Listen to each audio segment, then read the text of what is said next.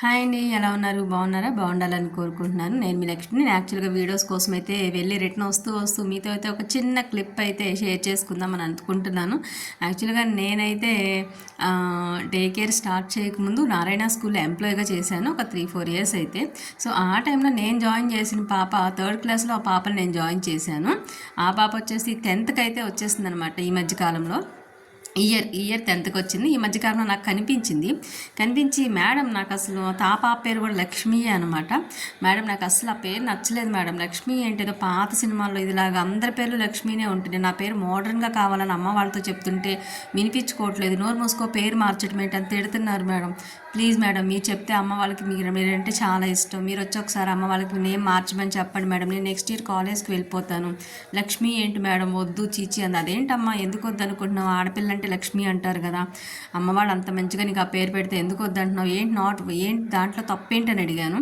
లేదు మేడం నాకు అస్సలు నచ్చలేదు, నా పేరు చెప్పుకోవడానికి చాలా షై ఫీల్ అవుతున్నాను, నాకు వద్దు మేడం ప్లీజ్ అంది. అసలు నేనైతే షాక్ అనమాట. పిల్లలు ఏంటి ఇలా జనరేషన్ ఇట్లా తయారైపోతున్నారు, అసలు ఇంకా పెట్టిన పేరు, తల్లిదండ్రులు పెట్టిన పేరు కూడా వాళ్ళు ఉంచుకోవడానికి ఇష్టపడక ఏదో రకంగా మార్చేసుకుందామని అనుకుంటున్నారు. అదే ఏదైనా పెళ్లి చేసే టయాల్లో కొంచెం ఈ జాతకాల పర్పస్ మార్చేవాడిని అయితే చూశాను, కానీ ఇలా నాకు వద్దు మేడం అని నన్ను కన్విన్స్ చేయమని చెప్పడం పిల్లలైతే నేను షాక్ అయ్యాను. సర్లేమ్మ తర్వాత మాట్లాడదాంలే అని అయితే చెప్పాను.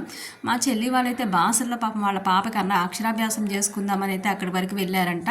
అక్కడైతే ఫుల్ వర్షాలతో టెంపుల్ అంతా మునిగిపోయిందంట. వాళ్ళకి ఆ విషయం తెలియక పాపం వెళ్ళి రిటర్న్ అయితే నేను ఎట్లైనా వీడియోస్ తీస్తాను కదా, అక్కడ అందరికీ చూపించవచ్చు అనే కాన్సెప్ట్తో చిన్న లిటిల్ బిట్ వీడియో అయితే చూశారు కదా. బాసర్లో ఉన్న సరస్వతి దేవాలయం ఎలా నీళ్ల పాలైతే అయిపోయిందో నాకు చెల్లి వాళ్ళు చెప్తే నేను షాక్ అయ్యాను. అవునా నిజంగా అంత నీళ్ళు వచ్చేసినాయి అని. అప్పుడు నాకు ఈ వీడియో అయితే షేర్ చేస్తుంది అనమాట, ఇలా ఉందని. ఇదైతే నేను మీతో పర్సనల్ బ్లాగ్లా ఈ క్లిప్ ఆ క్లిప్ అన్నీ అయితే చేసుకుంటూ ఉన్నాను. మరి ఇక్కడ నిజంగా ఈవినింగ్ వచ్చేసరికి నేను ఇంకా వీడియోస్ తీసుకుని వచ్చేసరికి చాలా టైం అయిపోయింది. ఇంట్లో కొంచెం వెజిటబుల్స్ కూరగాయలు అయితే తీసుకెళ్దాం అనుకున్నాను. ఆల్మోస్ట్ 6 అయితే దాటిపోయింది, 6:30 అట్లా.